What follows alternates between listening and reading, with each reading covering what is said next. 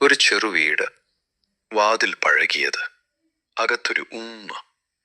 അവളുടെ കണ്ണുകളിൽ ഉറക്കം കുറഞ്ഞതിൻ്റെ അടയാളം, കൈകളിൽ ജീവിതത്തിൻ്റെ കഠിനത, പക്ഷേ ഹൃദയത്തിൽ കുഞ്ഞുങ്ങളോടുള്ള അവസാനമില്ലാത്ത സ്നേഹം. രാവിലെ ഫജറിലെ ബാങ്ക് കേൾക്കുമ്പോൾ ഉമ്മ ആദ്യം എഴുന്നേറും. ശരീരം വേദനിച്ചാലും കൈകൾ ഉയർത്തി പറയും, യാ അല്ലാഹ്, എൻ്റെ കുഞ്ഞുങ്ങളെ നീ കാക്കേണമേ.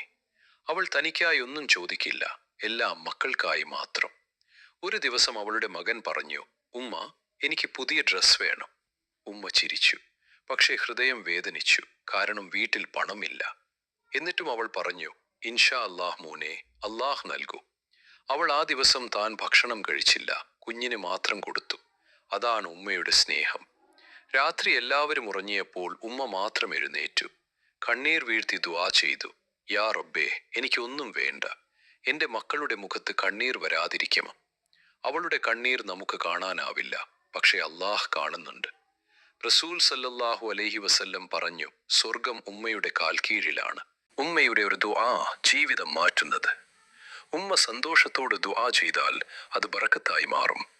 ഉമ്മ കണ്ണീരോട് ദുആ ചെയ്താൽ അത് കബൂലായി മാറും. ഇന്ന് നമ്മൾ ചിലപ്പോൾ മറക്കുന്നു. ഉമ്മ വിളിക്കുമ്പോൾ നമ്മൾ തിരക്കിലാണ്. ഉമ്മ സംസാരിക്കുമ്പോൾ നമ്മൾ ഫോണിലാണ്. പക്ഷേ നമ്മൾ ഉറങ്ങുമ്പോൾ ഉമ്മ ദുആയിലാണ്. ഒരു ദിവസം ഉമ്മയില്ലാത്ത ദിവസം വരും.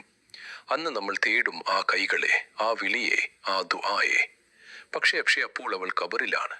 ഇന്ന് തന്നെ ഉമ്മയോട് പറയൂ, ഉമ്മ, നീ എൻ്റെ സ്വർഗമാണ്.